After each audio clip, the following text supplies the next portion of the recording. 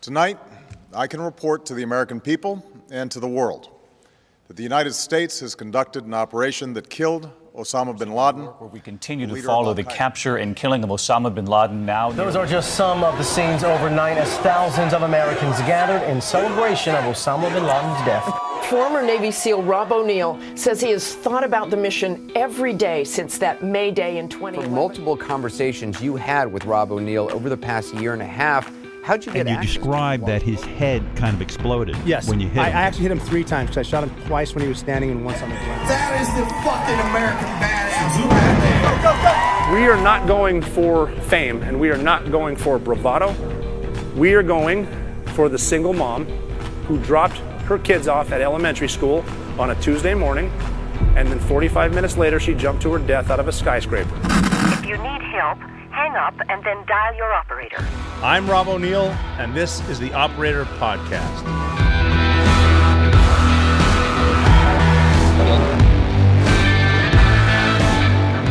Hey, this is episode 65 of the Operator Podcast. Welcome back to it. I am Robert J. O'Neill, former SEAL Team 6 operator.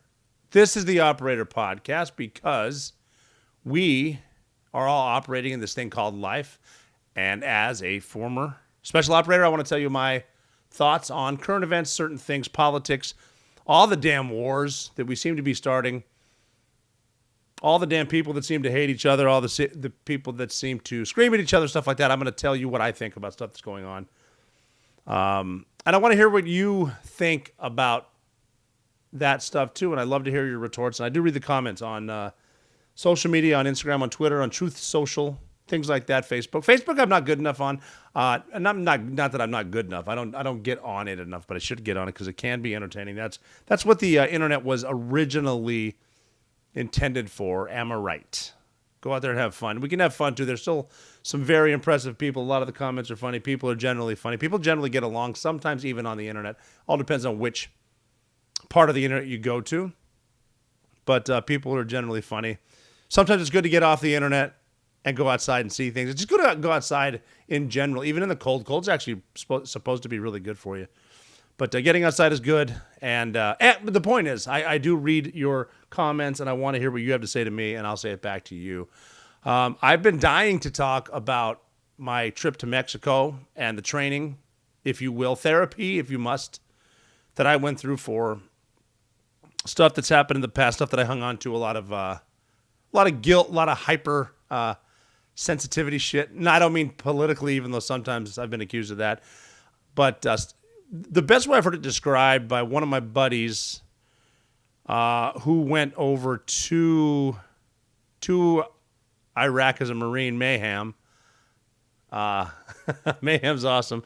We share some stories, but one of the things he told me about that war and the other wars is we went over with the best intentions, but we brought some bad shit back with us, which is true too. A lot of people that have been over there brought some bad stuff back, post-traumatic stress, and I have experienced guilt, and I went to Mexico to do Ibogaine, which I think is from the tree of life.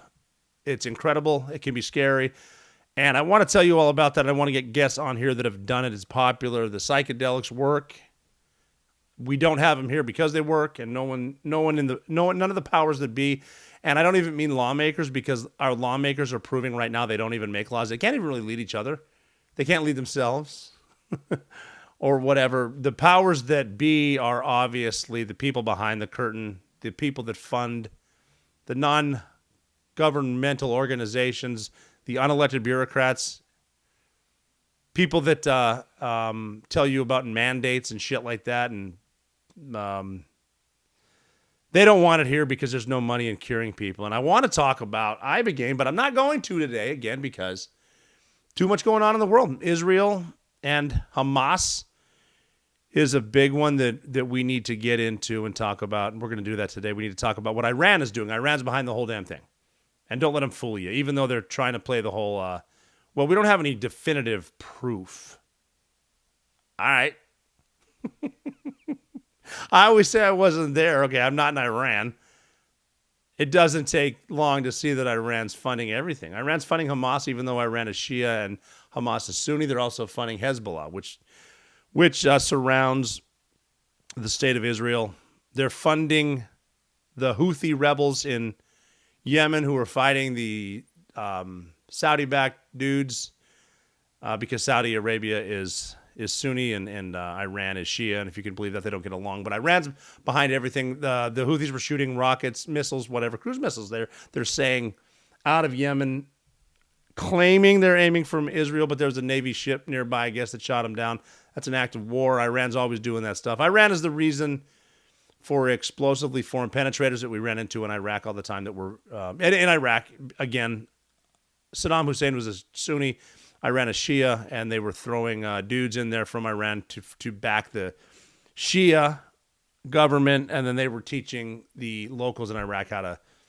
The only way that they can defeat Americans is roadside bombs, suicide bombs, not toe-to-toe.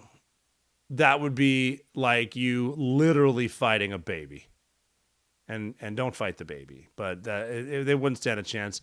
Nobody would. And especially with our coalition, especially with the Brits. I love the Brits. I mean, especially with our allies who a lot of governments don't let them fight. I've been to Norway. I've trained with the Marine Jaegers. Those guys are studs, man. Easy on the eyes, too. They're good-looking dudes. Hey, I'm out of the Navy. I can tell you. You might not ask. I'll tell you. Good-looking dudes up there. Norwegian Jaegers are awesome. Worked a lot with the German Kampfstormers. Sick-ass combat divers. Great dudes there all over Europe. The Aussies, the SAS. There's some, I got to get some Australians on here. Great dudes and the Kiwis. And I guess the point I was making before I went down that rabbit hole is with our allies. And I disagree with a lot of, even NATO being around right now, even though it's because of Russia, and Russia wasn't a threat until they decided to invade Ukraine, which is not a NATO ally. It is a place where there's apparently some huge washing machines because a lot of cash that we're printing goes over there, gets washed, and then has a beautiful home or two offshore. Beautiful places where you can put money after you wash it. That's what Ukraine is all about. We're doing stuff there, but we don't have a lot of reporters on the ground anymore reporting on that. They're reporting on Israel. The point I was getting, though, is even though Iran is kind of like, there's a couple places over there in that part of the world, that part being the Middle East, that are the center of the world. Pakistan, prime example. Pakistan's the center of the world in that part of the world because a lot of people over there, and I've explained in previous episodes that when you're from that part of the world, a lot of it doesn't make sense. A lot of the normal, we have people here in this country, on this continent, on the what some people call the World Wide Web, which is another three-letter agency. WWW stands for the World Wide Web, which is amazing. There are people with access to a lot of stuff that still say the Earth is flat, which, again, I got to get some of those. I got to get some of those dudes on here, too, because in their defense, there's some conspiracy theorists. In their defense, there's some dudes that do some really good research, and based on some of the shit we've been seeing and not seeing, possibly some valid points. Good for a conversation, which I wish we could get into. I wish it could be you could sit with someone and have a conversation. That would be cool, wouldn't it? But there are people now that, especially on the right, that can't get on college campuses because they're conservative views. And obviously, if you have conservative views, you're a white supremacist, even if you're not white. Like, remember Larry Elder that he's running for governor now, president now. He ran for governor of California. Larry Elder is African-American dude. Great guy. Smart dude. But because he doesn't believe in the bullshit on the left, he was called the blackface of white supremacy, which, hey, 2023, down is up and up is down and all that nonsense. But it would be good if we could get people to... Wouldn't it be interesting just to hear conversations? Like, I've been on TV quite a bit, and I hate when people start yelling at each other. And if someone starts yelling at me, I'll just stop and let them talk. And I'm not... I don't mean just, when I'm a talking head, I don't mean another talking head. I'm talking about a lot of the on-air talent. They call it the talent. That's what they call it. The people that you see that are talking, that are yelling. Boy, they love to hear themselves talk. And I know people on TV that will... they'll ask you a question, then answer it for you before you get a chance to talk. It's like, bro, calm down. Cool your tits. I got this. But it would be interesting just to have a place where people could sit down and talk. Hopefully we can do that here. I'm looking at getting a bigger place where I can have guests. And I have obviously interviewed some great people, and Zoom is cool. We learned that during the pandemic. Man, imagine if you knew about Zoom before, and I hate to say the pandemic. Imagine if you knew about Zoom before the one world government threw us all in lockdown, that we would be required to use Zoom. Like, I got Zoom, man. I can Zoom it up. I talk a lot about my former teams in the Navy at Joint Special Operations Command, JSOC, at SEAL Team 6, working with other guys. I talk about the team there, how everyone is part of the team. And I believe that. I mean, I don't believe that. I know that. That in order to get where you're going with whatever it is you are delivering, people need to get you there. And one of the most impressive things that we had, communicators, radio guys, the Air Force dudes, the combat controllers. Now there is that's some episodes. I got to get some of the CCT guys there. Again, easy on the eyes. Those Air Force dudes are hot. But yeah, the communicators, man. They what the hell was I even talking about? I kind of got off track there. We had them. Communicators, everything from when we took off from Virginia Beach, Virginia on my birthday, April 10th, 2009, to fly to the Indian Ocean to rescue Captain Richard Phillips. We had communicators on there setting up radios. We had, make sure your radio stuff's ready when you get there. CCT guys, obviously, they didn't need to be told. They have their stuff ready. We brought them with us as well. But before, like, to me, keeping it simple, mastering the basics. If something works, but I don't know why, it's just magic. Comm guys are magic. Calling, I mean, okay, granted, I'm selling myself a little short. I did know how to do a few things on the radio, but comm guys were amazing. CCT obviously are amazing. Communicators are amazing. I wouldn't have trusted myself to set up Zoom before the pandemic, but now I do. And Zoom's great. What I was getting at is, could you imagine if before the government locked us down, like right around the time that they were showing us the videos of dudes on subways in China just blasting filth out of their assholes and their faces? Like, invest in Zoom, because this is coming to us, but we didn't do that. Also, if you would have told me we were going to watch the Tiger King, man. Do you remember the first part of the pandemic? Before we lost all the toilet paper, because toilet paper, for some reason, is a survival mechanism. I didn't think toilet paper was a survival mechanism. I thought it was just nice to have. You can live without it. I actually talked to Tiny during it, during the lockdown, when they took the toilet paper away. Someone grabbed all the toilet paper, and I've mentioned him in my podcast before, the Irish Fighting Rock. Great stuff. Again, got to get him on this. But he called me. He's like, bro, why can't we find toilet paper? I've been in the woods for a few weeks. There's no toilet paper. And I said, well, here, I started to explain. He goes, oh, don't get me wrong. I'm good. I got a lake. Like I said, it's just nice to have. It just avoids that weird one-man lake bath or two-man. Hey, you do you. I don't care. You can do that in the bath. But pandemic, Zoom. I'm trying to get a studio to do some podcasts with people in person. Hopefully, very, very soon. I'd love to get up here because there's so much to talk about, so much to talk to, and I personally think interviews in person are just better that way. So we're going to get into that today. We're going to talk about things that are going on. The president going to Israel on Air Force One. The president giving an address last night to the world. What I think about that, how we can't mention Israel and the horrific, unthinkable, savage terrorist attacks without mentioning Ukraine, because you got to do that. So I mentioned Ukraine earlier and all that, so we're going to talk about that.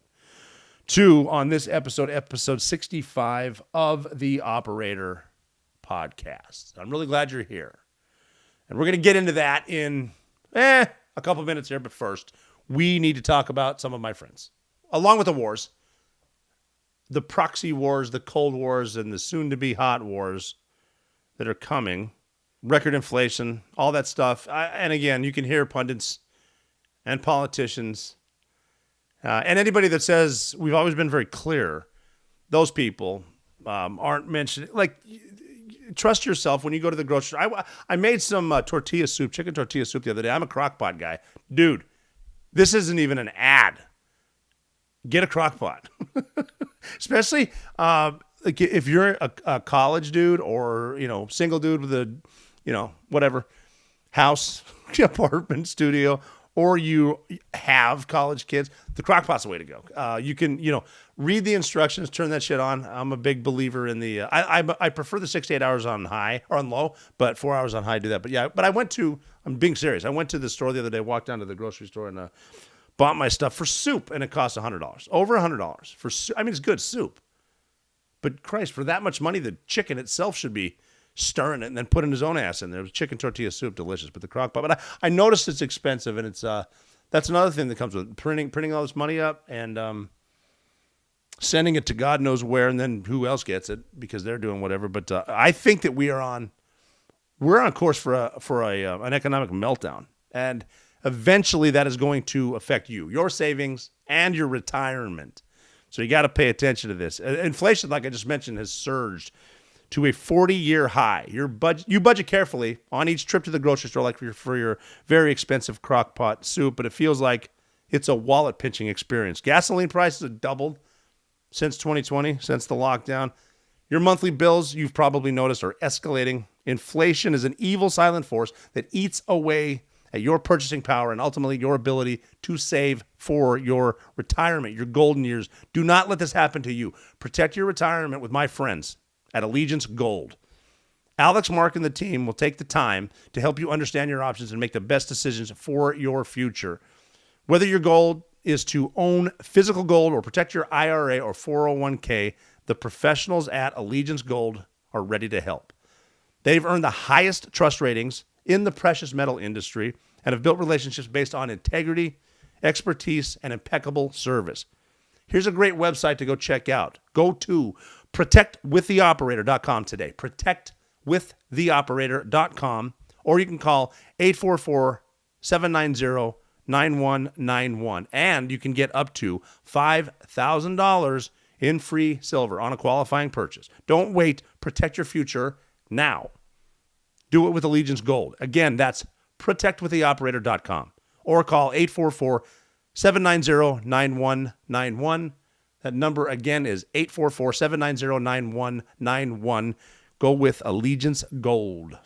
And also, I mentioned this all this week, the new one I've been thinking about and sometimes saying is when you are preparing, when you are planning for anything or even talking or writing, you don't necessarily need to go with the fads. You ever notice the fads just kind of change, go with the times? If you're going for clicks, it's just a fad. You want to plan ahead. When you're writing something, when you're keeping a journal or writing a book or whatever you're doing, you don't necessarily need to do the now. You need to think, how is this going to be in 30 years?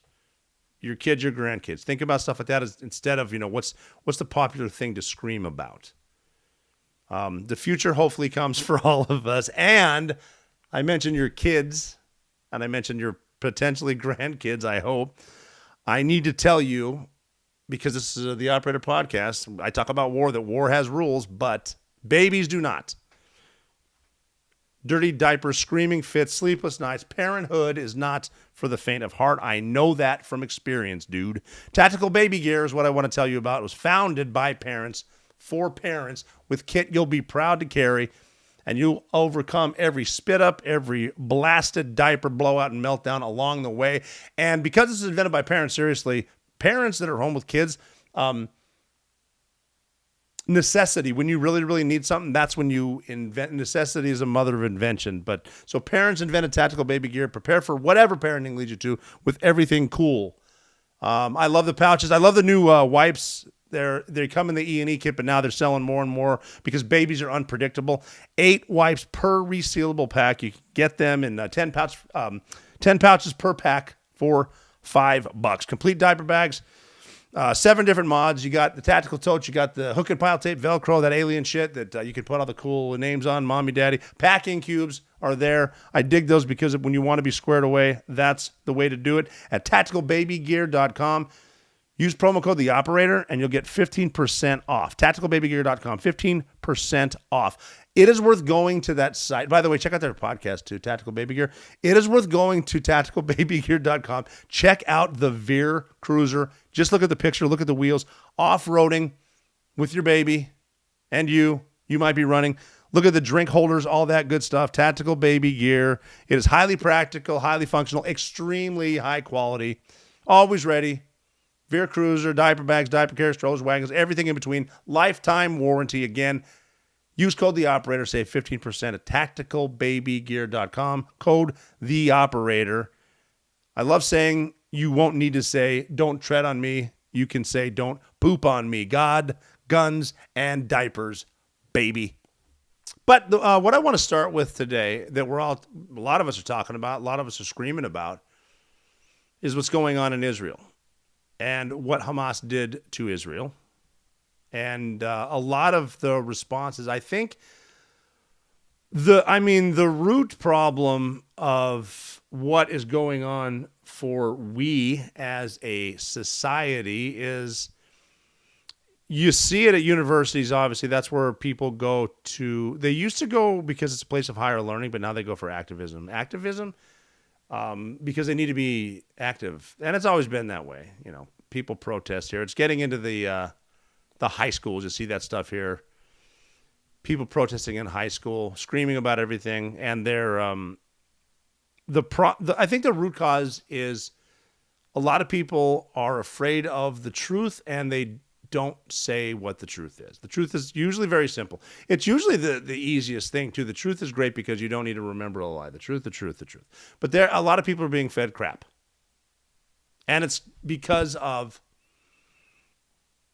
the Marxist communist ideology that's been creeping into this society, especially in the United States. Europe and Canada, man, they're further than we are, but as far as maybe not making a comeback. The Marxists are here, the communists are here, and a lot of this is everything from, and I'm saying this a lot, infiltrate the media, which they have, infiltrate entertainment, Hollywood, which they have, infiltrate the universities, my God, which they have, the school system, start them at an early age, get rid of the nuclear family, get rid of right and wrong.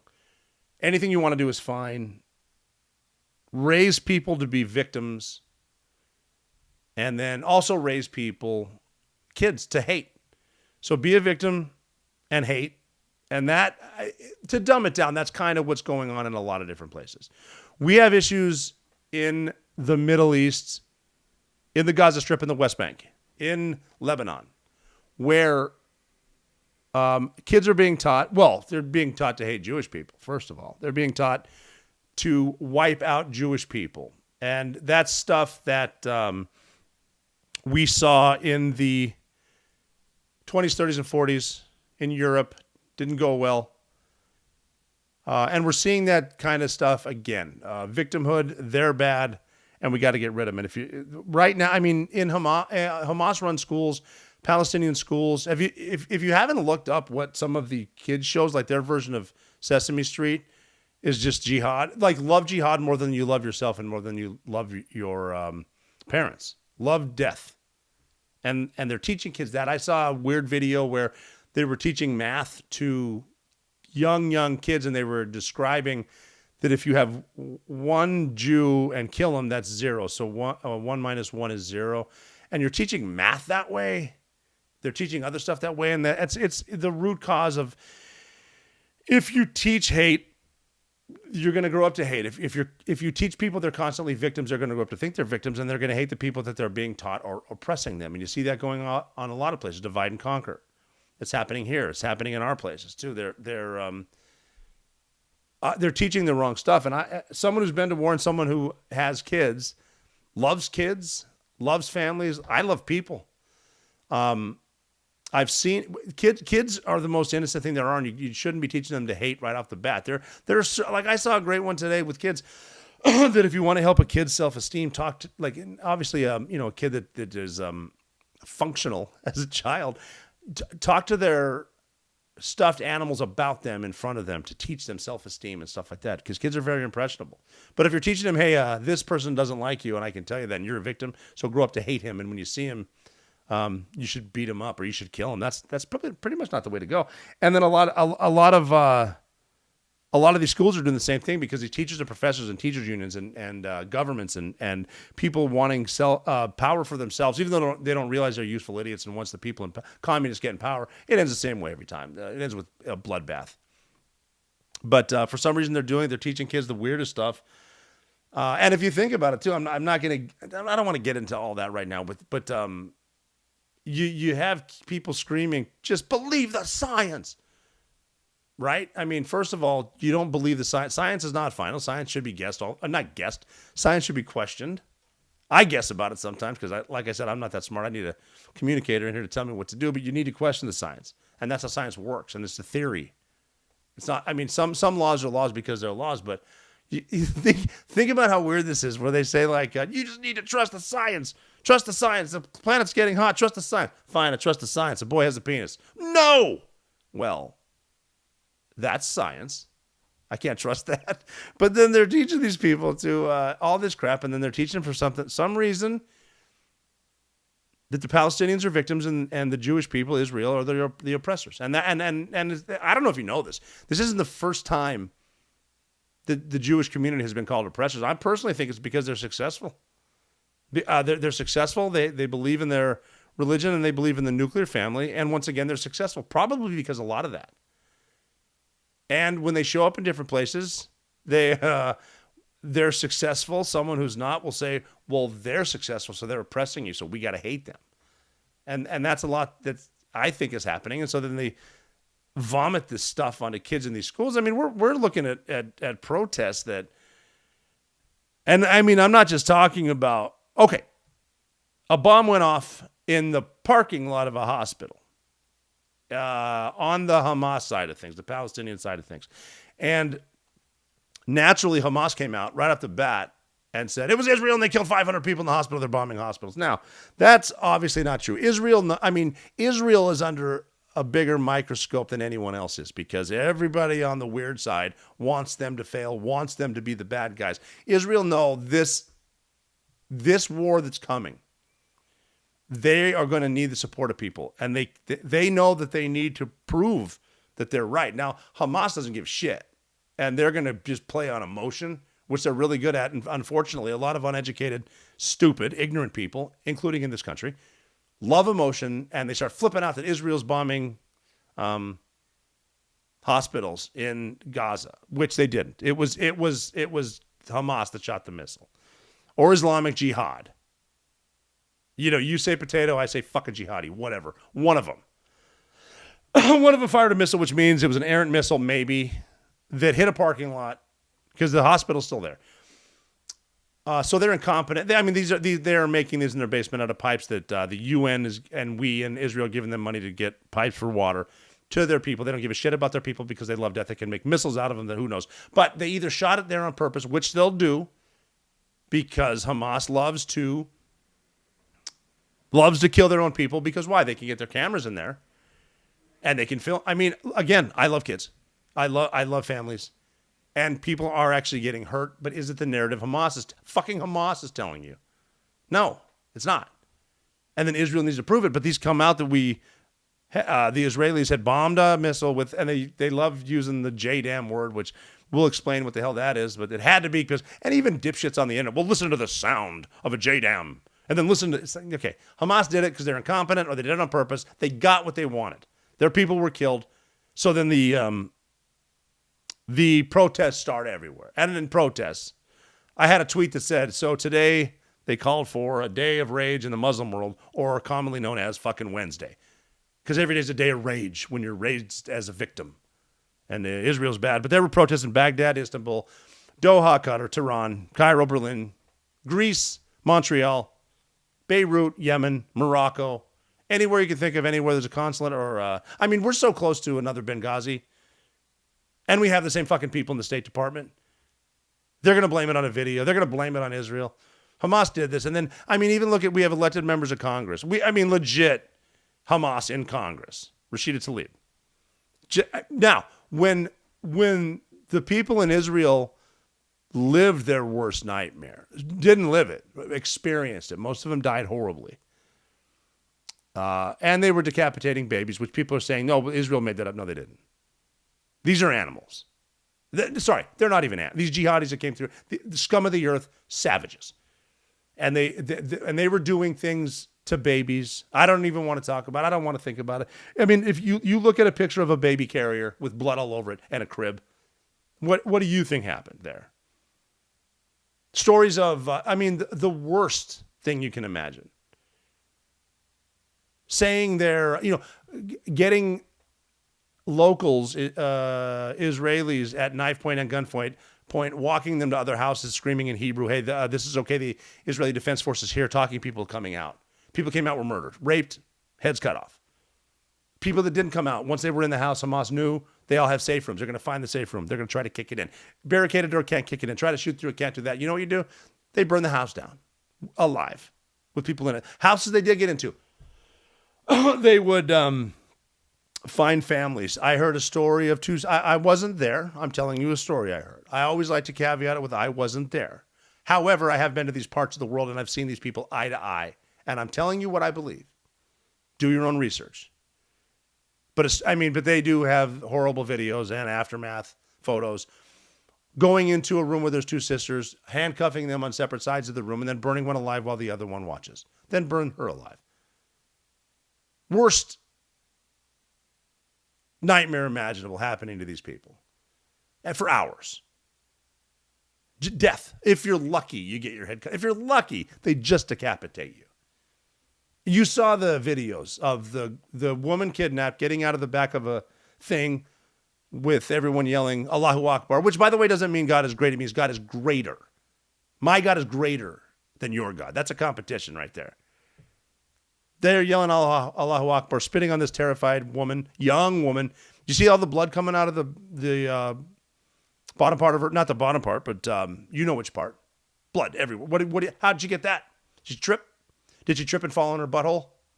Or did she get gang raped by these savages? So the point I'm making, and if you want, look it up, see what they did on a holiday when everyone's asleep, peacefully, for now. So they roll in there and they go up to Rashida Tlaib and ask her, correspondent from Fox News was asking her, can you at least say you condemn the murder of babies? Not a peep. Not a peep. Now before she got elected to Congress, she's huge into running around like a fucking caveman, screaming at everything, blah, blah, blah. She's a victim. They're a victim. America sucks. They ask her this question. She can't answer it. Peep, not a peep. Runs into a secluded members-only elevator, which are there. Those are real, too. Because, why would Congress be accountable to talk to their constituents? Just run away. As soon as this bullshit thing happened with the hospital in Palestine, everywhere, she's tweeting out how Israel did this and how they're bad. That causes for these uprising. Violent protests. And then it's proven that the Palestinians did it to themselves, still out there ranting and raving and crying about how bad Israel is. And this is horrible. These, and then you hear stories of these protests and loud and schools, high schools on the West Coast, and then universities all over the place. UPenn, Columbia, Harvard, NYU, countless others, screaming, violent. There are students, Jewish students that won't even go, definitely aren't wearing the Star of David around their neck because it's so damn violent. They're screaming in the classrooms. I saw a high school video, and they're doing it all over the place because I think it rhymes. From the river to the sea, Palestine will be free. Now, let me break that down for you. From the river to the sea means the Jordan River to the sea. Israel's in the middle. Palestine will be free. That means they're going to wipe out Israel.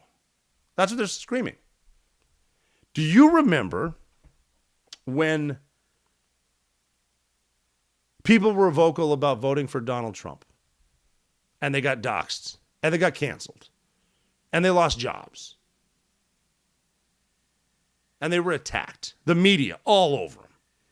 These talking heads, the liberal news stations all over them, how evil they are. I mean, do you remember if you even suggested that maybe the vaccine was all over you and you get canceled? I got canceled. I'm to the point now in life, though, is like, I don't give a shit. I don't care if you try to cancel me. Trust me, I'll do that to myself. And I am trying to be more positive. It's frustrating talking about this, but what I would encourage now is, especially in the era of forgiving student loans, if you're that stupid that you don't know what Hamas is doing over there, and if you're that stupid, you sign up for a loan that you need me to repay as someone who didn't go to college but makes money now. If you're that dumb, if you're so dumb that you don't realize if you go over to the Gaza Strip and say that you're gay and say that you're transgender, if you're so dumb that you think you can pull that off without them killing you, how the fuck did you get into Harvard? So what we should be doing is all these loud protests. Well, first of all, I think that because these are the smartest people in the world going to these really high-end bullshit universities, that are going to stop being funded. By the way, because a lot of people that donate to these universities are Jewish. They're kind of pissed about it. But you know what we should be doing is like what you do on the internet. Why are you wearing a mask when you're screaming from the river to the sea, Palestine will be free? Huh. What they show yourself, and you're signing petitions to wipe out Israel. We should just publish those names. I want to know who's doing it. I'm an employer. I hire people. Who are you? I think that your future, well, I wouldn't say your future employers, but I would say the future desk you'll be sitting at with 5 people that probably could employ you. Let them know what you were up to. Let them know what you were screaming.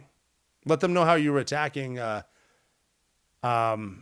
Jewish people. Let them know your stances on that. If you're so smart to get into Harvard too, Palestine will be free. You know what's funny is most of you couldn't find Palestine on a map for 2 reasons. One, you probably don't know where the Middle East is. You probably think the Middle East is like Middle America. And 2, Palestine's not a country. It's not, though. Now, I mean, people have been living over there longer than I've been alive. And people have been fighting over land since land was invented, since people were invented. But when you're looking at a place like this, I mentioned, I think, in episode 64 that Judaism is the oldest religion. Christianity is in there, Islam, and I'm doing my best not to offend anybody, but what I say, I'm really trying to be respectful. So Jews, Arabs, Christians, and the rest a lot of people have been there. I doubt there was dudes in suits rolling around knocking on your door telling you about Jehovah. There might have been. I mean, that's everywhere too. And you even see on some of these islands that have never been inhabited by Western influence where you show up, try to preach your religion, and they just kill you. So that's humanity too. I don't know if that's being taught when you're a kid, or because I do, like I said earlier, you only know what you're taught. If you're taught hate, you're going to hate. But when humankind runs into something they don't understand, the first reaction is to kill it. The first response is to kill it, based on emotion too. That's another thing too. Again, not perfect over here. I'm looking right at you, and I'm not perfect. But I do know, I've done it. When you respond to something, and it's actually not even a response, it's a reaction. Emotionally, you're probably going to be wrong. You don't need to rile yourself up. And even when people say, well, if you're having an issue, you should just vent. And venting's cool. It does work. Getting outside, venting, screaming into a pillow works. But a lot of times when you're venting to someone, all you're kind of doing is bringing up the negativity again. And you're reliving the negativity again, reacting emotionally. And that's one of my sayings too, I'm not going to try to take credit for it, is don't react, do respond. But try not to do it emotionally. One of the best ways to handle it is to take a breath and instead of engaging in the verbal fight, sit back and listen for a little bit, and that could help. But we've been killing each other, for a long time. I've been over there, seen the killing, done the killing. Love it to stop. Sometimes you're born in bad places. Sometimes you're dealing with bad stuff. But if we're teaching everyone to be victims, teaching everyone that's the reason you're a victim. If you're never at fault, too, that's probably not going to work. Maybe something you did is your fault. Own it. But that's it. Because if you look at that part of the world, too, in Israel, you might not know this, that Israel's 73% Jewish and 21% Arab. And then we classify, this is according to Encyclopedia Britannica, another 6% is what we say other. That's where I fall in, is into other. So 73, 21, 6 equals 100%.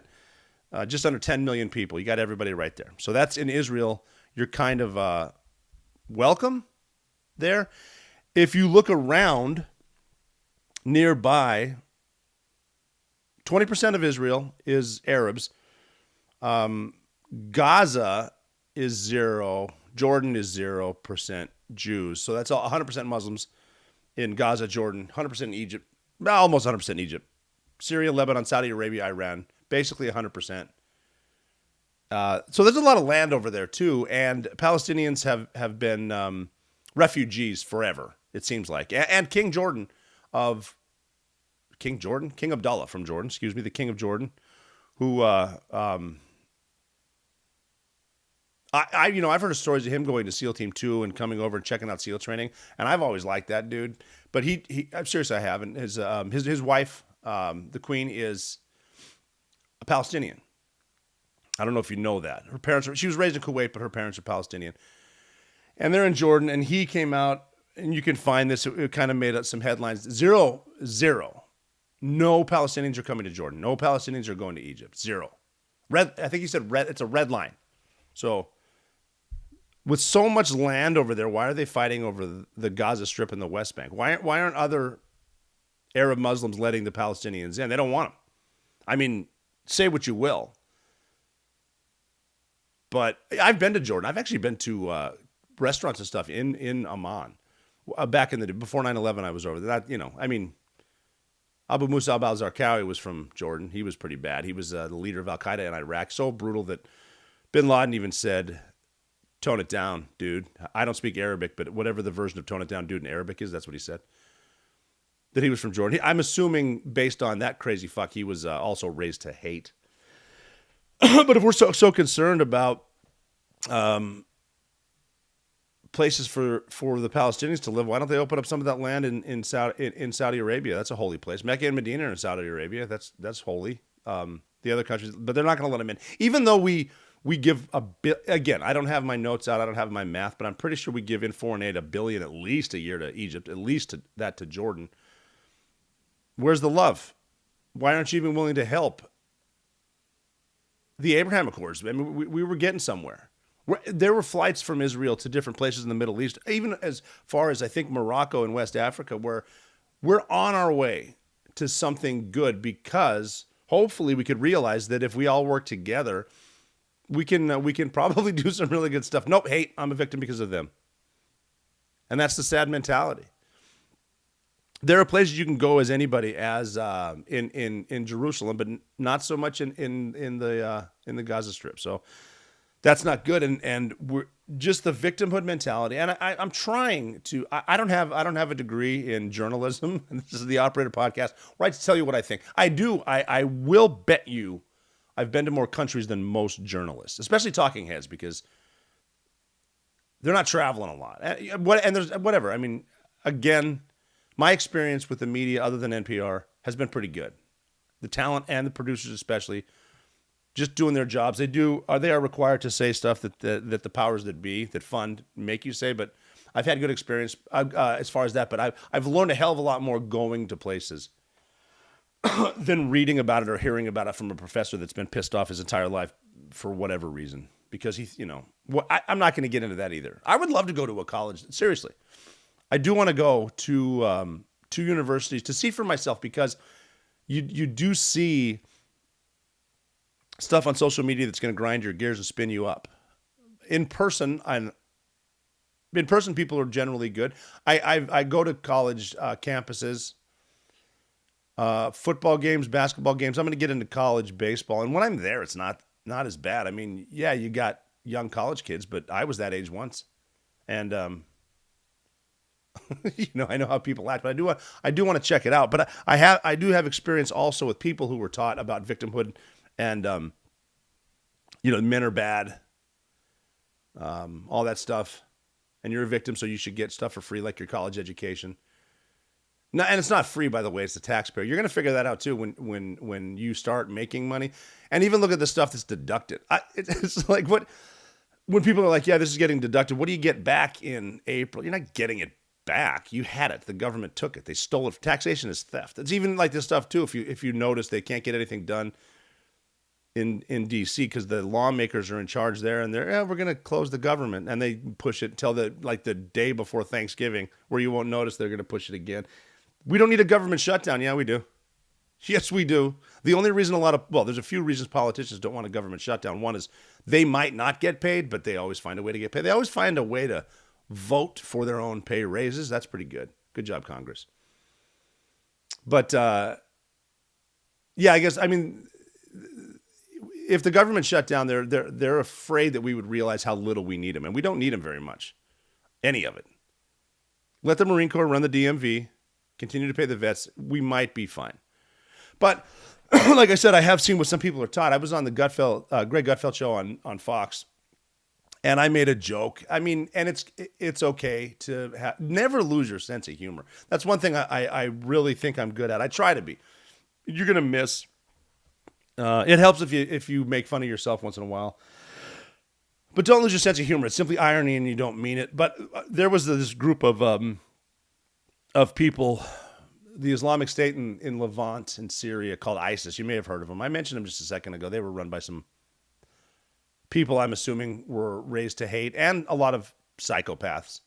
And they got the run of the place too. And even like with ISIS, and there's ISIS flags being shown at protests pro-Hamas, not even pro-Hamas, just anti-Israel. And they're saying free Palestine. You ever notice too, a lot of these whack jobs that call other people Nazis, that say that they make America great again, a white supremacist term. It's just people want to make America great, but they really love throwing Nazis, even though they're the ones showing swastikas to Jewish people. And they wanted to get rid of Israel. You know, like watching those high school kids in San Francisco march through free Palestine, from the river to the sea, Palestine will be free. I can't help but watch and think, man, Hitler would be proud of you. But these wackos that it's admit nothing, deny everything, make counter accusations. If like Antifa stands for anti-fascist, and they're going after the fascists using fascist techniques, shutting someone down, cancel culture, Saul Alinsky, fascism, communism, that's what they're using. But the point I'm getting is when you're burning down cities in a mostly peaceful protest, and you're getting on TV calling the death to Israel, and supporting, the words aren't coming to me as far as what they did to these people in their beds on a holiday in Israel. When you get professors that are saying it was a day of enlightenment to watch what happened, because the oppressed are now using violence you can see them type crap, and then they're raising the flag of ISIS, raising the flag of Hamas. It wasn't even safe when ISIS was rolling through to be a Muslim, and this is again when you get into the hardcore portion. Are you Muslim? Yes. Are you the right kind of Muslim? No. Because they're hardcore. ISIS is hardcore Sunni, and if you were a Shia rolling through there, they're going to ask you to. There's different beliefs, and that's again a fascinating podcast that I would love to talk about. I have read a lot about Islam. I've read a lot about other religions too, just because I would love it if maybe we could all be right, or at least get along. But if you roll through parts, and there again, I'm not encouraging you to go search for it. I'm sure you have, because there's the internet. But videos of stopping truck drivers. ISIS was doing that, and then they had them recite a prayer, but it was a wrong prayer. They execute them. It's not safe to be with a lot of these people, and yet you have professors out there ranting and raving. What's this? At Cornell, Professor Russell Rickford was talking about, what did he say in the first few hours after the attack? He was saying it was exhilarating and energizing, which it's probably exhilarating when when savages with guns come into your house to kill you in the morning on a holiday, on a Saturday. It's probably exhilarating. Then it turns into sheer horror. But it wasn't safe to be over there with ISIS. I made a joke on Gutfeld's show because some of these uneducated people would go over there to join the caliphate, to join the Islamic State, and then realize quickly that was a bad idea. One group of these people were called ISIS brides. So I'm going to leave the United States or the UK, and I'm going to go to Syria so I could be an ISIS bride. Again, like a lot of things, like one of those cruises that you win, or you get a free trip to Disney because you have to go to a 1-hour seminar on a timeshare. It looks great on paper. But once you get there, fuck. So I made a joke saying on Gutfeld that some of these uneducated, probably highly educated. By that I mean they went to a university where communists teach professors. I got to say professor because they have tenure, because why wouldn't they? So they sit in a room to learn from someone who's never left the room, who learned from someone who never left the room, who learned from someone who never left the room, spewing hate.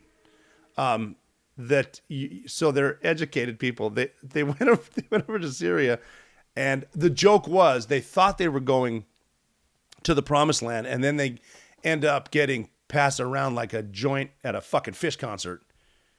To me, because it was recorded, the Gutfeld show was recorded, and you can edit that out. I mean, it's not funny I'm making light of it, but be smart about being stupid. Hey, white girl, that was raised Christian, Southern Baptist, might not want to go to Syria to hang out with these boys. Because in between cutting off heads and diddling their farm animals, they got to do something else to fill the time, and that's you. But we finished recording Gutfeld, and I went outside, and I was walking home, and a college-age educated woman came up to me and said, "So, that joke you told about the Fish concert, you think it's funny? You think rape is funny?" And I said, no. I hope that should be everyone's answer. It's not funny. It's not funny at all. I was pointing out the irony of if you don't agree with 100% of what they're doing, even if you want to be a bride. By the way, if you did research or had a proper professor, you would realize in some of these places, Amman, Jordan, Afghanistan, Western Pakistan, some places in Saudi Arabia, even though they have money, it ain't cool to be a bride even because you're not a lot of rights. Are they driving cars yet? And talking about that too, then questioning a joke, which again, it's not funny, but this is what's happening. Open your eyes. And a lot of times people telling the truth that the leftists hate, just trying to tell you the truth, they come after us. It's like, we want to defend you. We're telling you this because we want success for this country, for this way of life. We got 2024 coming up. Maybe we can pull something off, but again, you get these people trapped in their own bubble, being told who to hate, and eventually it is going to come back to hard way. The open border, that's a political thing until it turns into everything. Look at the chaos going on right now at the border. Everybody from every corner of the world's coming over, not because the wall's not there, because of the ridiculous policy coming from the left, and a lot of it's on purpose. A lot of the communists who have taken over doing this on purpose. They're never going to see the results, but they are going to get reelected. But of course, we being the United States, who has been sheltered for so long because of oceans on each side, naturally the President of the United States, Joe Biden, was on television last night, and he did talk a little bit about Israel, and it's great that he's talking about Israel, and we need to support Israel. He needs to be tougher on Iran. Still hasn't really mentioned Iran, or has mentioned Iran. For some reason, the left loves Iran. Keep giving them money, even right now with the $100 million they're giving to the Palestinians. I feel bad for the Palestinian people that are in there too. They're trapped, not just trapped too they're trapped by Hamas. They're not going to let them leave. They're purposely putting their military installations, weapons, in places like hospitals, in places where civilians live, and they're not letting the civilians leave, and if you try to, they'll kill you.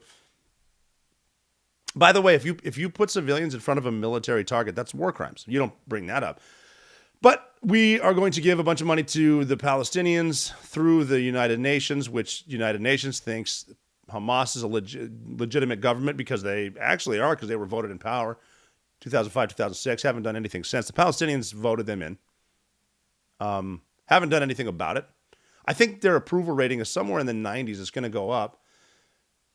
And now this administration is saying, yeah, we're giving money to the Palestinians for aid, but if Hamas uses it, boy, what? The UN's going to give it to Hamas. Hamas is going to use it to buy missiles. You're funding Hamas. I wish I could say pull your head out of your ass enough, but I can't. And no one's listening. I'm trying to give solutions. You keep giving the bear honey, the bear's going to keep eating the honey. The money's not going to the Palestinians. Of course, he mentioned Ukraine. The president mentioned Ukraine. Got to mention Ukraine, too, because God forbid actually, it'd be better for them if we forgot about Ukraine. Just keep shipping them your money. It's like, I can just see Zelensky poking his gnarly little head around the corner. Is this a bad time? We're going to keep pumping money there, and then we're going to give money to different foundations that are going to rebuild Ukraine. Where's that money going to go? Don't even want to get into that today.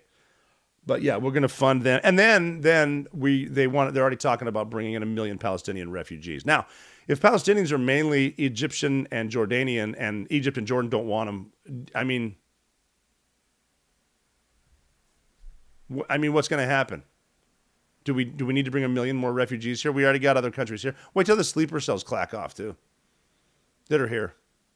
Yes, China, but also Hamas, but also ISIS, who's working with the cartels and Al Qaeda. They're here. And then what's going to happen? Gun-free zones. They're going to attack them, and then every leftist that obviously doesn't have a gun because guns are bad is, where was my protection? I'm a victim. Yeah, you're a victim. They're not going to treat you as well. But that's the thing. And then before the address from the White House, I think, was that his second in his term, which is just riveting. I mean, you can only do so many. You can only talk to the American public so much if you're so busy going to the beach to take a nap or getting some ice cream or falling down. Come on. And the president went over there completely blown off by Egypt and Jordan because the press, who's not accountable, said that Israel bombed it. So in protest, blah, blah, blah, not sure Israel didn't do it.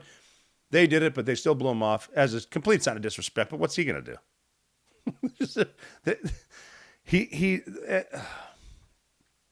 And he goes over there. Then on the way back to this is what bothers me, and I can't say this enough. I want him to succeed. I want the country to succeed. It's not going to this way. Some of all the talk was about the funding, the money you're going to start sending to the Middle East and to Ukraine. Spend. We have the Republicans who can't even decide on a speaker. They own the House, can't decide. They're going to vote the money, your money. Take a look at those taxes again. That's not going to you. It's not going to homeless vets. I saw a study. Did I mention this? That they could they could really help poverty, homelessness with $20 billion if we invested in the country. And again, I don't think government programs aren't going to work. You need the private sector. Government sucks. They suck egg rolls. The government sucks balls. The government sucks big, hairy balls. But $20 billion allegedly could at least address the homeless issue. I know a lot of vets. I know a lot of people struggling to pay their mortgage. That would help them. I don't like government handouts, but I certainly don't like sending your tax dollars to Ukraine. That's what they talked about. No respect because we're going to give it to them. Germany doesn't give a shit. They're not going to pay. But the president went over there, and then on the way back, I want us to succeed, but you need to succeed. At some point, you need to have a strong leader. So on the flight back, after he got blown off, and it is a sign of solidarity. I agree with the president going over there. But he didn't do much. And on the flight back, did you see the video of the president of the United States talking to the press pool? And what was up with his chin, by the way? Did you see that shit? Weird. But he's talking to the press pool, and you can see him slowly getting surrounded by the cabinet because they're hearing what he's not saying. Including the one I noticed was Karine Jean-Pierre, KJP. They're surrounding the president because they hear him trying to talk, trying to think, and you can sort of get a feel for why the president is not allowed to ad-lib because he didn't know what the hell he was talking about. It gets to a point where you got a geriatric grandpa that not only does he not know how many grandkids he has, he doesn't really know what he's saying, and he's talking to these people, and you can see the cabinet start to say, hey, okay, they're going to see who this guy really is, and we need to get him out. So the president's talking, and Jean-Pierre, the press secretary, which, by the way, I think is the most difficult job in the White House because you need to speak for the president, or at least for the administration, and you get up in front of there, and she has proven not to be very good at this job. And they own the media. The media is dying for them to look good. And you can see what she sounds like, and she's the queen of... to be clear. And we've always been clear, and just to be clear. And then you got Jen Psaki before her. Tough job again, but Jen Psaki's... The reason she's not the press secretary, I'm assuming right now, is because she's still circling back on a lot of stuff. She's circling back. She circled back to CNN. She got a job. That's pretty cool. Tough job, though. We've seen it all. Sarah Huckabee Sanders, I thought, was awesome. The Democrats have had good press secretaries. Jay Carney, Josh Earnest. Dana Perino did a kick-ass job under Bush, and then Tony Snow was awesome. Ari Fleischer was there from January of 2001 till July of 2003, and he had the really hard part when we went to war in Afghanistan after 9/11, and then he had to sell the war in Iraq. Again, another podcast episode about Iraq. I think we've covered that before. This is 65. I think we covered that in like 3. But the point is they work for the president. They're the mouthpiece of the administration, but you work for the president. And President Biden's out there, and you hear Karine Jean-Pierre start saying, okay, wrap it up. Okay, wrap it up. As the president's talking. Now, my first question is, why do you need to wrap it up? This is an 11-hour flight that we're all on, and the food's pretty good. The president maybe, and even if you said, hey, off the record and talk to the press or something, but the cameras are rolling, and you can see, wrap it up. You got time. What are you wrapping up? Why? Why don't you want the president to talk to the press? Tell us. Tell the voters.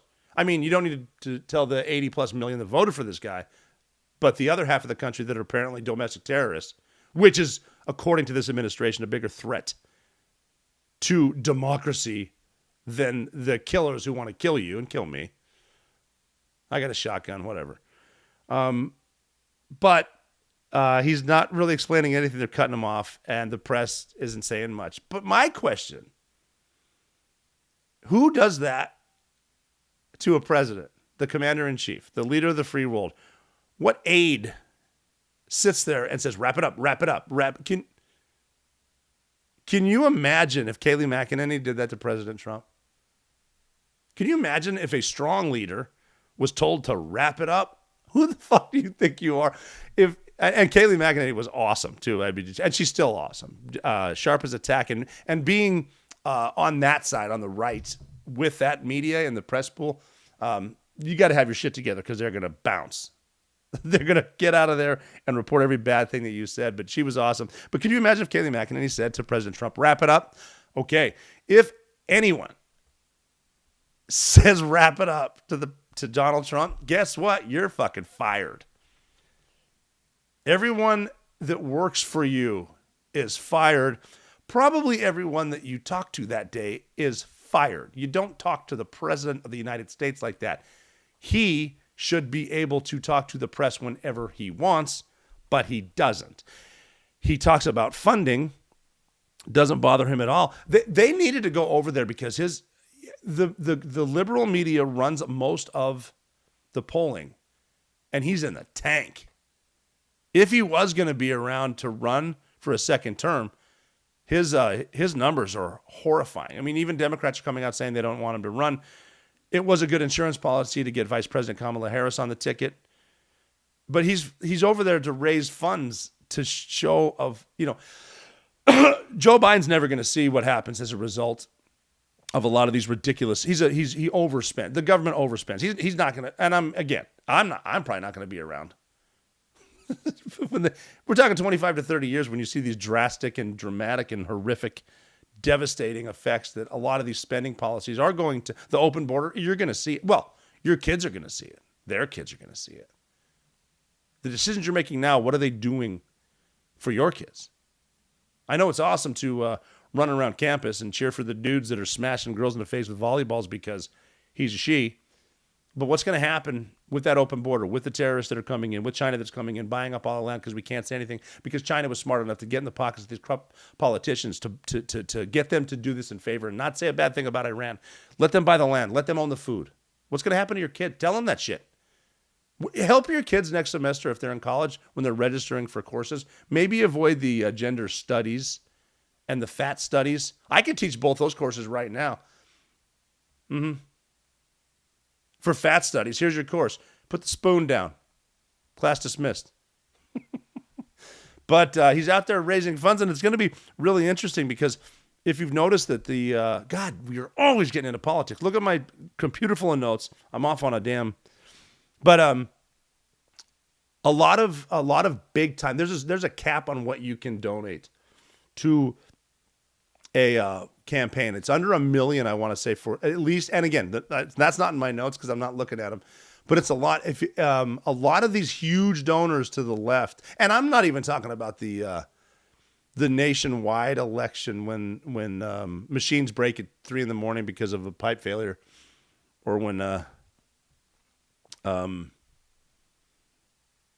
Johnny Fat Body Benz rolls up to a polling joint with a trunk full of mail-in ballots. I'm not talking about that. I'm talking about like when there's so many donations from California going into the gubernatorial election in Georgia. A lot of these big donors on the left, and they're left, a lot of them are Jewish. And you're seeing this stuff happen at the universities that they fund. You're seeing what's happened in the politics that they fund, the anti-Semitism on the left.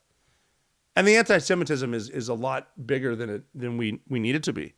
But mostly on the left, and the word they use is resistance. A lot of resistance out there, a lot of resistance. If someone's saying resistance, they're definitely a victim. Probably not doing the right thing, but it will be interesting to see what these donors for these universities that are too expensive anyway do. A lot of these Hollywood donors do with the left. Are they going to change their tune? And I'm not saying you need to vote Republican. One of the problems, too, with the uniparty, if you will, is you're not going to get the funding from either side if you're not a Democrat or a Republican. Independents have a tendency to ruin it. I mean, Bernie Sanders gets in there. Some people turn to independents once they're elected because all they care about is themselves. I mean, at least Bernie Sanders tells you what he thinks face to face.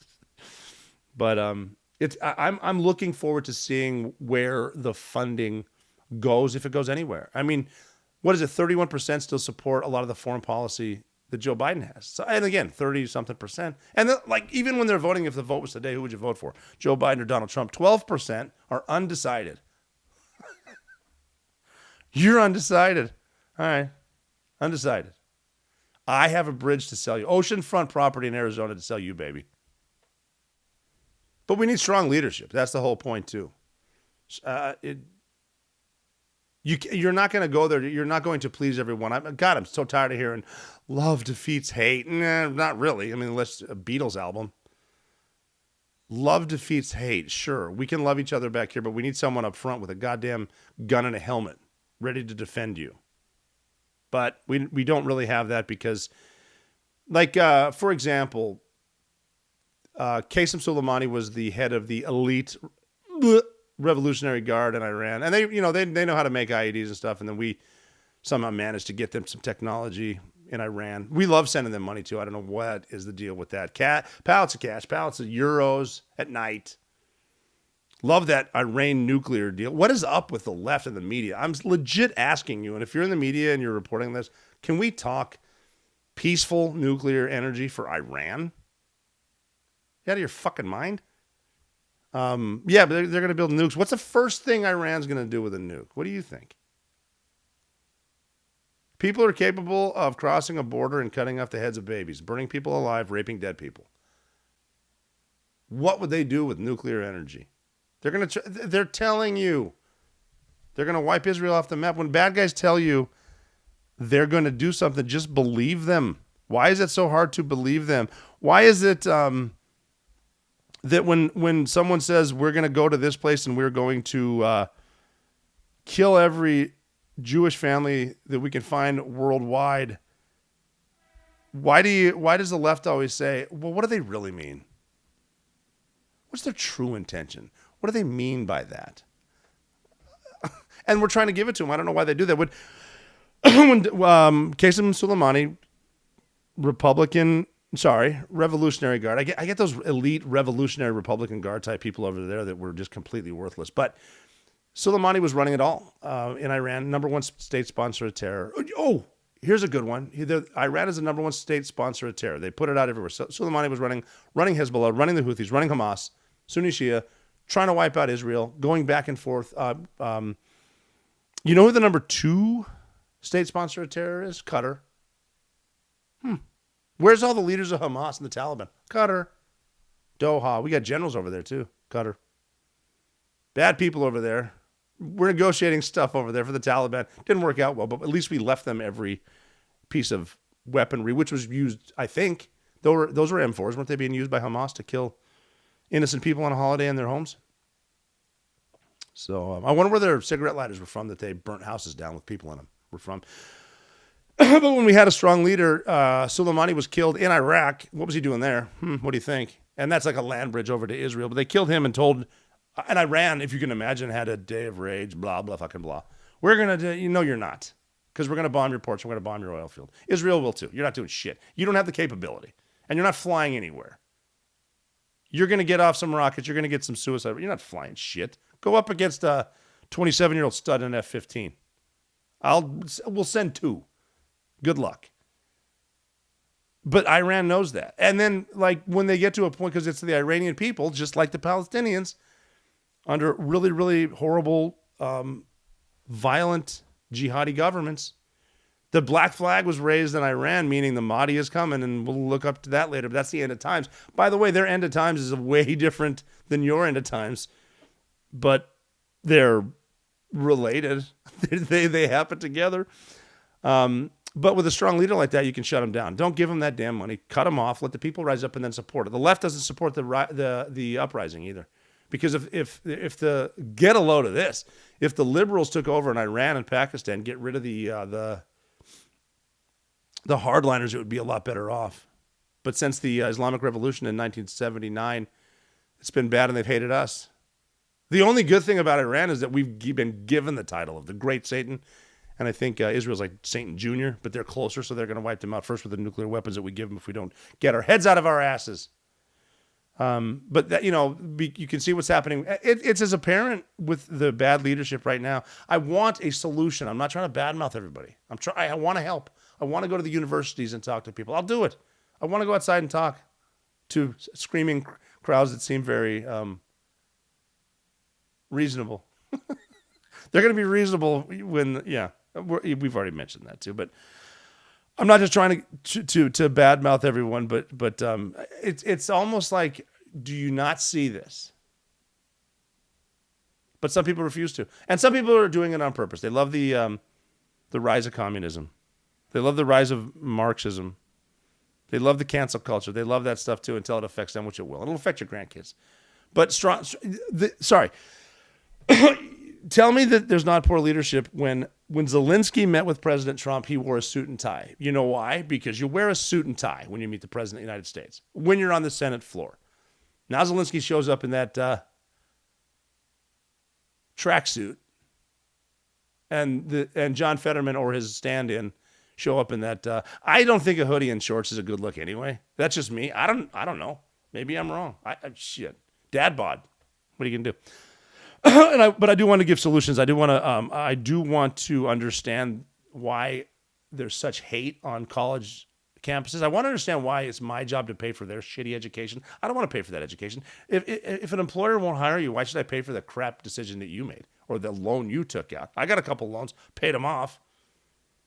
Working on the mortgage, instead of teaching them hate and that they're victims, maybe teach them that you can put an extra payment on the mortgage that you might not get because your credit's shitty because of your loan you should have taken out. That if you pay, like the majority of your mortgage at home, you're paying on your interest. If you start paying towards the principal only, extra payments, you're going to pay off your house quicker. But what does that matter? Because it's a 30-year mortgage unless you got a adjustable on an arm, and then you're just stupid too. Unless you flip the house, which whatever. Man, we're getting into a lot of stuff here. I was trying to talk about what I know about the Middle East and whatnot, but that's for another day. But the president came out, he's talking, it's obviously election time. The Republicans can't decide on who to elect, and they're taking breaks. And you even hear them right now, like, we're going to do this, but man, it's coming up on Thanksgiving and Christmas. And we had to work, or they took August off. That's what Congress does. But if they just left town, how long do you think we left? Put that in the comments, at Mikuya. And also MCHOOYAH, the name I made up, but I'm not going to get into why it's Mikuya. But put that in the comments too. What do you think would happen? Honestly, let's do this, because it's never happened, because the government's good at keeping themselves in office and at work, if it's work really. What would happen if they shut the government down? What would happen if we didn't have the EPA?